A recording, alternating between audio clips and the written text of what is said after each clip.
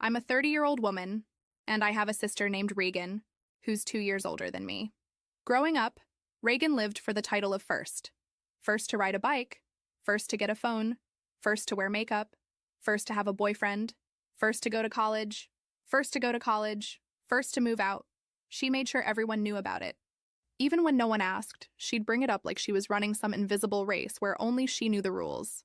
When I got into the same university as her just 2 years later, and for a completely different major, she didn't congratulate me. She didn't even pretend to be happy. Instead, she locked herself in her room at our parents' house the entire weekend and refused to come downstairs. I heard from a mutual friend later that Regan said I was following her around like a shadow. I let it go. I thought maybe it was just stress or insecurity or typical older sibling nonsense, but it didn't stop. If anything, it got worse. When I moved out a year after graduating, I found a small beat-up apartment 5 miles from where she lived. It was cheap, and I was just starting out.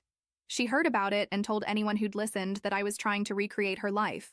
When I adopted a black Labrador 2 years after she got her golden retriever, she posted on Facebook something like, "Imitation really is the highest form of flattery," and followed by a wink emoji. People started joking about it, but not in a funny way. More like those uncomfortable laughs you give when you don't know if someone's being serious or just mean. It became a pattern. She accused, I ignored, she mocked, I moved on. The breaking point came when I got engaged. My fiancé proposed to me on a weekend trip in the mountains. When I told Regan and in a casual phone call, there wasn't even a pause. Her first response was, "Wow, trying to beat me to the altar now." Not congratulations, not even fake excitement, just another jab. That was the last time I gave her a reaction. After that, I started keeping notes. Not online, not on a shared device, just a plain notebook in my dresser drawer. She accused me of copying her. I'd write it down, the date, what she said, who was there, what led up to it. I didn't confront her. I didn't try to clear things up. I just stopped sharing. No more family group chats, updates, no social media posts. I stopped tagging anyone. If someone asked me what I was doing, I kept it vague. Just working or same old. But behind the scenes, I was building my own life without her knowing a single thing about it. I planned a small wedding overseas. Not the kind of Instagram spectacle she would have posted about for 6 months in advance. Just a quiet ceremony in a place my husband and I loved. Only 20 people were invited. No, none of them Regan. My parents came, and I told them plainly not to tell her where or when it was happening. They didn't argue. Regan found out after the wedding when she saw our mom's screensaver change to a photo of us standing barefoot in the sand with matching flower crowns. She told our cousin I was sneaky and trying to one-up her without including her. 6 weeks after that, she got engaged to a guy she met at a New Year's party. It was so fast that even our parents were confused, but Regan claimed they were soulmates and that they'd known from the beginning. She set the date for exactly 11 months after mine. I didn't care. I'd stopped comparing a long time ago. I had a job I loved, a husband who actually liked being around me, and a home that felt like mine. I didn't decorate it based on Pinterest boards or to impress visitors. I just filled it with things that made me feel calm. I didn't need to announce every move I made to get a reaction out of her. But Regan wasn't done. She started telling people I was jealous of her, that I rushed into marriage just to beat her, that I copied her down to the details, even claimed I chose my dog's name because it sounded similar to hers. It was insane. I hadn't spoken to her in over a year. At this point, I'd blocked her on everything. Phone, socials, even email. She had no access to my life at all. But somehow she still managed to make it about herself. Then came the baby race. I found out I was pregnant a few months after our first anniversary. We told our parents privately and asked them not to share it with anyone. Yet they respected that. Regan found out only when I didn't show up to a family brunch because I was in the first trimester, in sick nonstop. 2 weeks later, she announced her own pregnancy on her Instagram with a long caption about beating toxic people to the punch and taking back what was copied. At that point, even people who usually took her side started raising eyebrows. My aunt called my mom just to ask if Regan was okay. But still, I said nothing. I had no interest in turning this into a contest. I just focused on getting things ready for my baby. And that's when I got the idea. If she wanted everyone to compare our lives so badly, maybe it was time they had something real to look at. No accusations, no drama, no speeches. Just the truth. Side by side. Let them look. Let them see. Regan noticed the silence fast. She wasn't used to not being the center of attention, especially mine. For years, she thrived on my reactions. When those stopped, she panicked. Out of nowhere, she sent me a long text, talking about how we used to be close and how we should start fresh. I didn't reply. I didn't block her. She was already blocked on everything, but I also didn't open the door again. That window had been closed for a long time. A week later, I got a message from my best friend Fiona with a screenshot. It was a Pinterest board Regan had created titled Kitchen Dreams. It was an exact copy of one I had made months ago while designing our kitchen renovation. Same layout, same tile pattern, same brass fixtures. Even the brand of stove I'd circled in my private notes.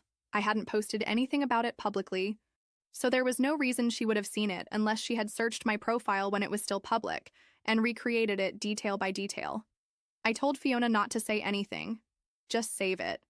We had a folder now casually labeled Echoes, where she and a couple of close friends dropped screenshots. We didn't talk about it. We just documented. When I was about 5 months pregnant, I created a private message thread for my dad, stepmother, Fiona, and one other close friend to share a few baby updates. I didn't want to make a big deal about anything, but I sent them a picture of our nursery progress and the baby name we'd chosen. Nothing public, nothing forwarded. My stepmother responded with a heart emoji. That was the whole exchange. 3 weeks later, Regan posted a photo of herself and her fiancé holding a chalkboard sign. We've decided. Baby coming soon. She wasn't pregnant. The caption made that clear. But she made sure to say they had just decided to try and were so excited to start this new chapter. The timing wasn't lost on anyone. That was the moment I went fully offline. I told everyone close to me not to send her anything. No pictures, no casual mentions, no hints. If she wanted to know what I was doing, she'd have to guess because I wasn't giving her anything else to copy. Then came my baby shower. It was a quiet gathering, just a few close friends, at a little tea room near where we lived. I had ordered a maternity dress online, a soft blue wrap style with embroidered flowers near the hem. I had sent a screenshot of it to my best friend while deciding between 2 options. I never posted it. Didn't even leave a review. At the next family dinner, 2 weeks after the shower, Regan showed up wearing the exact same dress. Same fit, same floral embroidery. Same shoes I had worn to the shower, down to the brand. Nobody said anything directly, but I watched my dad glance at my stepmother with a confused expression. The table felt tense in a way I'd never seen before. Even Regan's fiancé seemed uncomfortable. I didn't say a word, just helped myself to dessert, made light conversation, and left early. While I was on maternity leave, I started a small side business selling handmade nursery decorations. It was just something to keep my hands busy during the long newborn nights. I didn't announce it anywhere except to a few people in a group text. I made little things, mobiles, wall hangings, personalized name signs, and listed them on a quiet Etsy shop under a brand name I hadn't used before. 3 months in, Fiona forwarded me another Instagram post from Regan. She had launched her own children's decor line. The product photos looked eerily similar to mine. She'd even used a website builder template that matched mine almost exactly. The product names were the same style. She followed the same packaging color scheme I'd chosen. It wasn't just similar, it was mirrored. That time, I documented everything. The website launch date, the domain registration, the original product photos from my phone with timestamps, the Etsy confirmation emails, even the raw files I'd saved while editing. Still, I didn't message her. I didn't make a post. I didn't tell anyone in the family. But the folder labeled Echoes doubled in size. My husband had kept his mouth shut about it for a long time. He wasn't the type to get involved in drama. But after the decor business situation, he sat down next to me at the kitchen table, held up his phone with Regan's site open, and just said, "She's obsessed with you." I told him I didn't need to fight it. I just needed to keep building quietly. At the next family dinner, I brought a small photo book I had made of our baby's first month. Nothing flashy, just printed pages with captions bound in linen. I passed it to my stepmother, who immediately started flipping through it and tearing up my dad to see it next. Then my uncle, then his wife. People cooed, smiled, laughed at some of the captions. Regan didn't even try to look at it.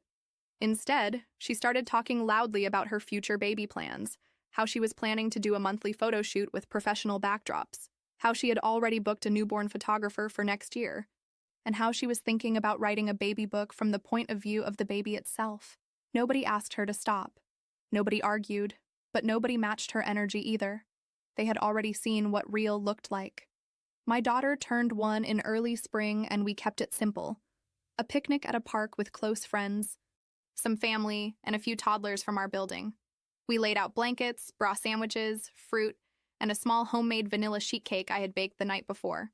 I tied a soft pink ribbon in her hair and printed out a few baby photos to hang from the trees. Nothing extravagant, just warm, happy, and real. Half an hour in, Regan showed up. No text, no call. She hadn't been invited. She walked straight up to the picnic blanket, wearing a pale blush maxi dress identical in shade and cut to the one I had worn at my wedding. My husband spotted her first, blinked, then looked at me. Fiona glanced at the dress, then at Regan, then just shook her head. No one said anything, but everyone noticed. Nobody said anything, but everyone saw it.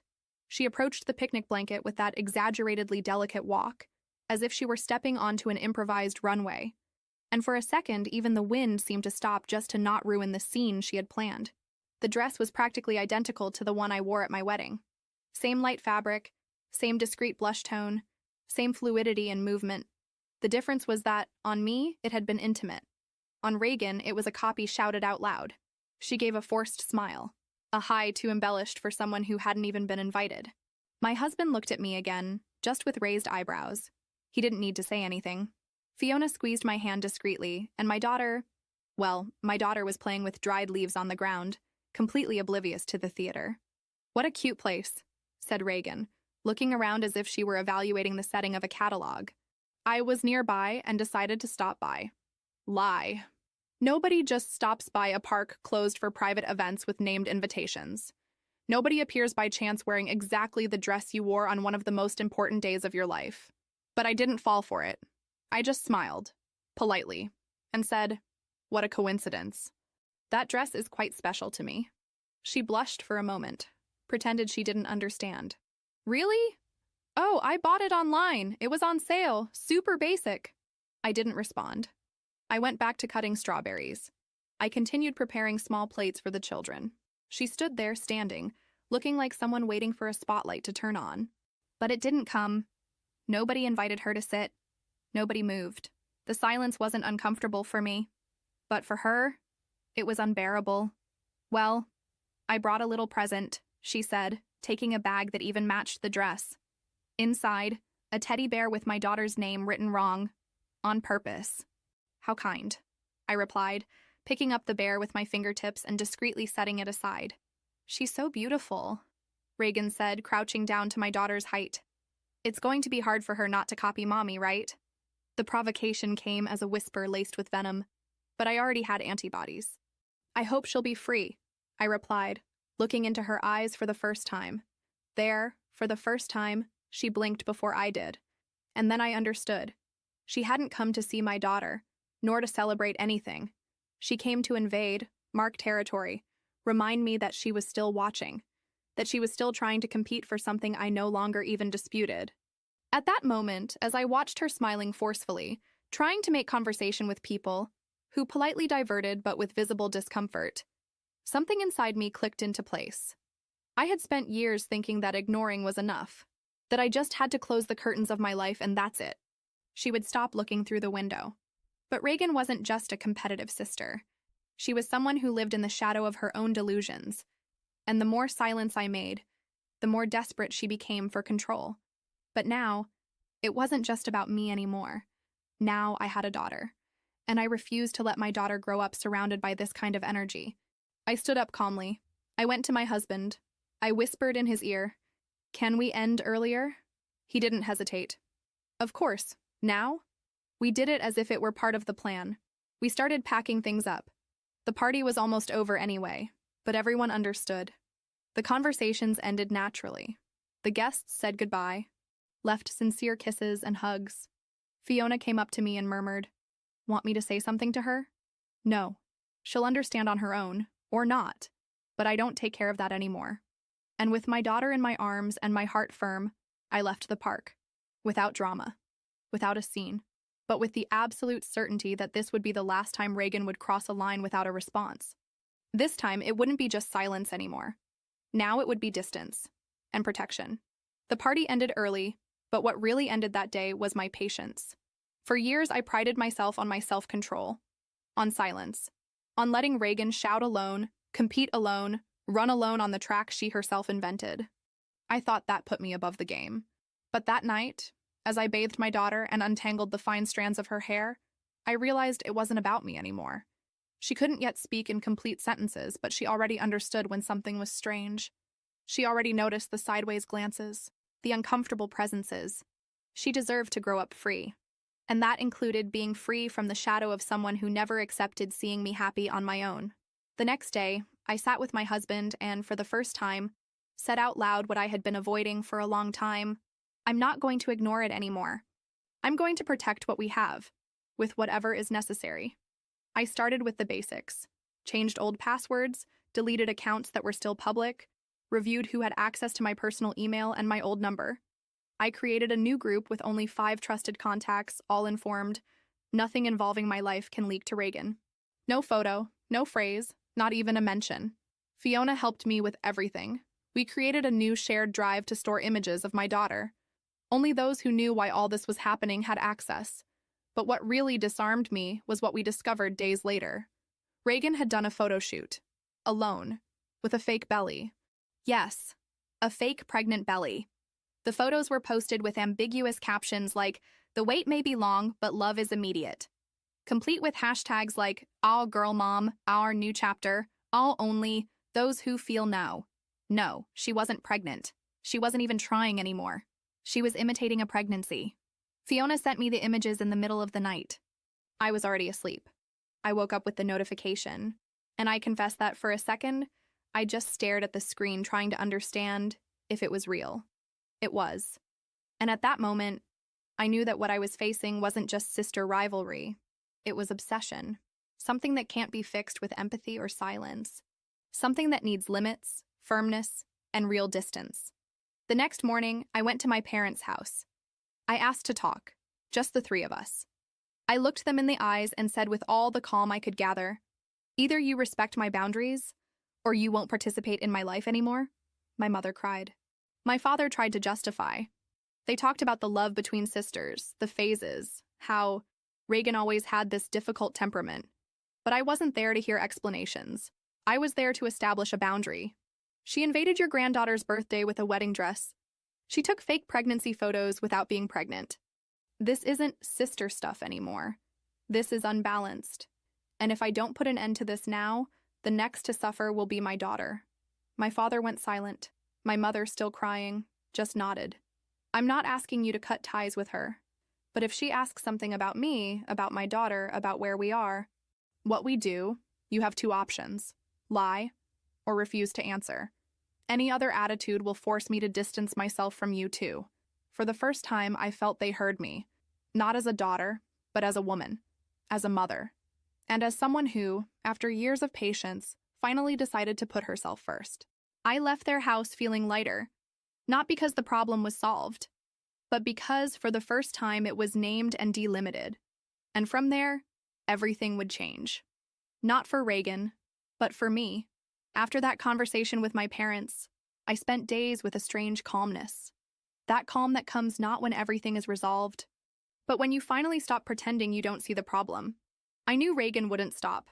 People like her don't accept limits, especially ones they didn't impose. But now, for the first time, I was prepared. And she wasn't. The first attempt was subtle. I was at the cafe where I usually work on lighter days. Quiet environment, with small tables on the sidewalk. That sound of dishes mixed with the sound of leaves swaying. I had already warned the few friends who used the same space. If she appears, don't talk to me. Don't give her an opening. The order now was to protect, not react. And there she was. She entered with the same theatrically soft steps, bag hanging on the side, hair done as if she were going to a TV interview. She sat 3 tables behind, ordered something just to be part of it, and kept watching me. Discreetly, of course. But I know the way. I didn't get up, didn't speak, didn't look. I continued typing as if she were just another shadow on that sunny morning. She stayed there for 23 minutes. Then she left. Fiona, who was 2 tables away, sent just one message. First attempt. Documented. 2 days later, she appeared at a craft fair. I had a small stand selling pieces from my business. The one she tried to blatantly copy with the same website template. The same packaging, and even the names of the products. She didn't talk to me. didn't buy anything. But she kept walking through the parallel corridors, always stopping within sight of my stand, with a clipboard, taking photos with her phone in a casual way. My husband, who was with me, approached, held my hand, and murmured, "If she steps inside the stand, I'll break composure." She won't. She just wants to be noticed. And once again, I didn't give her that. We took photos with real customers. We handed out cards. And Fiona from the other side of the pavilion photographed her, with time, date, and face. Complete record. After that, she tried the indirect route. Message delivered by a cousin. She asked if she could see you to talk. I said no. Message delivered by an ex-friend. Regan wants to apologize, but she's ashamed. She said she just needs one chance. I replied, she had 30 years. Gradually, people began to notice, not just her discomfort with my silence, but the imbalance. "Did you see what she posted yesterday?" a college colleague asked me. No. A video with the caption, "Silence is also a form of violence." Think it was for you? I don't know, I don't care. Another friend commented, "Funny how she's always talking about her envious sister and never shows a picture of you two together. It seems the envious sister only exists in her head." And gradually, the audience emptied. The jokes lost their humor. The posts became noise. The indirect comments no longer had echo, because for a spectacle to exist, you need an audience. And Regan, for the first time, was acting alone on stage, without an audience, without applause, just with her own obsession echoing off the empty walls. And me? I watched it all with a mixture of sadness and relief. Sadness, seeing what she had become. Relief, knowing that I had finally left the game. It wasn't escape. It was clarity. And with each new step she took trying to force her presence in my life, I understood more. The problem was never me imitating Regan. The problem was always that she didn't know how to be someone without imitating me. Sometimes the recognition we expect for years comes from where we least expect it. And when it arrives, it doesn't bring euphoria nor revenge. It brings a different kind of silence. A silence of relief.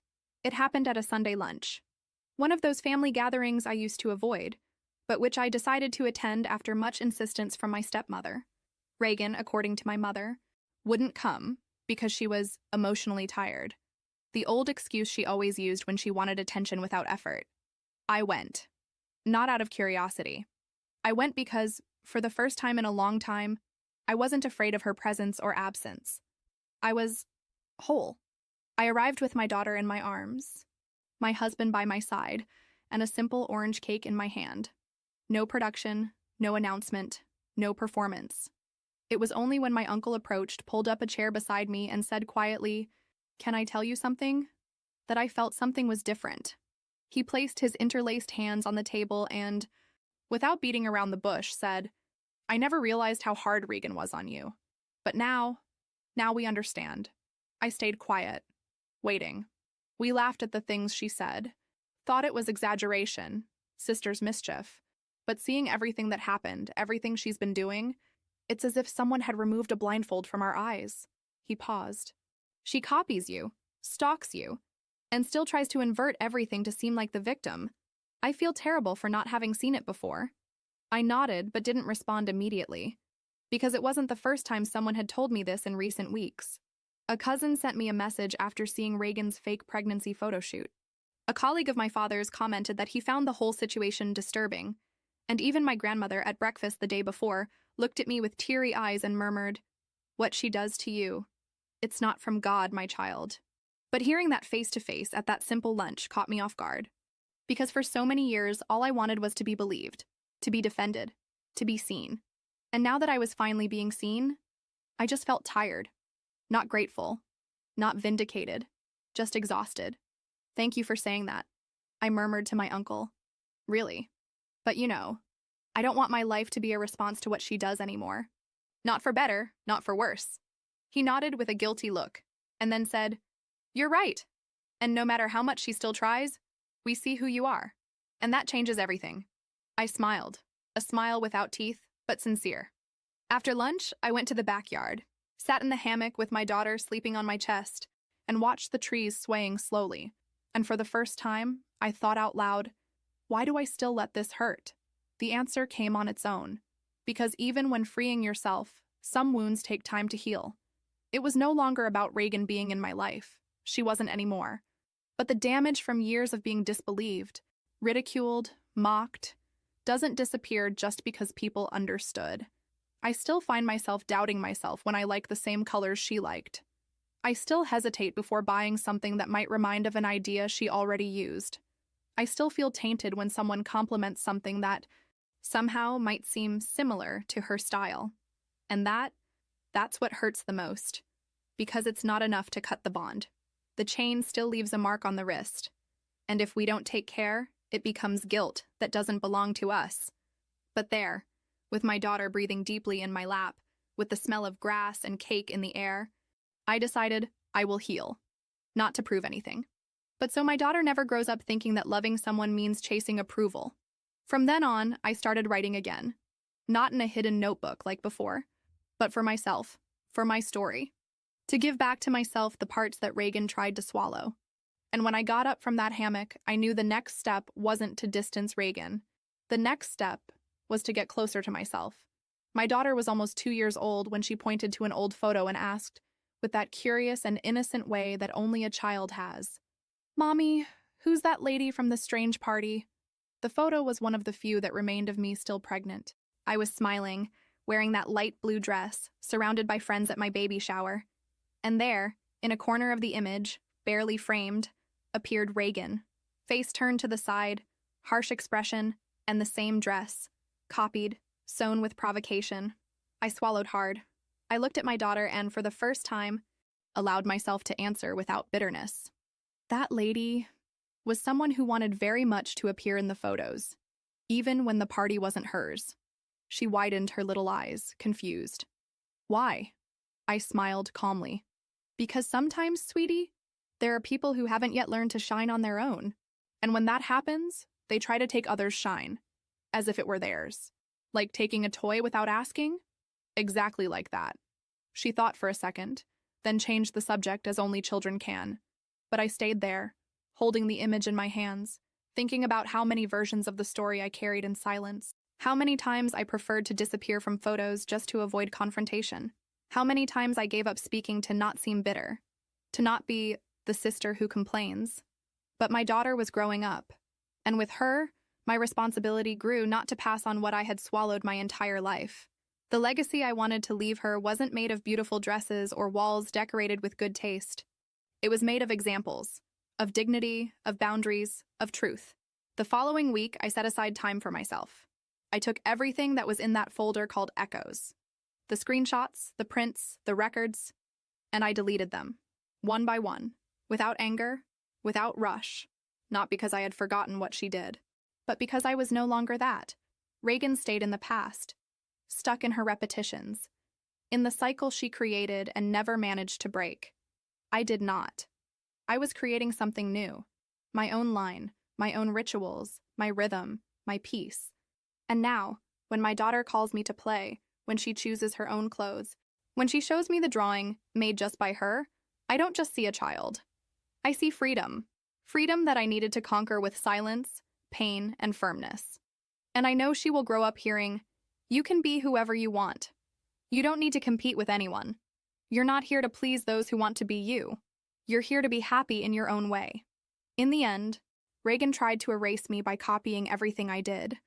But what she never understood is that my strength was never in things, nor in events, nor in clothes, nor in photos. My strength was always in not needing anyone's approval to exist. And now, every time I look at my daughter running barefoot in the yard, with her hair tied in the crooked way she did herself, I know I broke the cycle. And if there's one thing I leave for her as inheritance, it's this: the freedom to not live as anyone's shadow.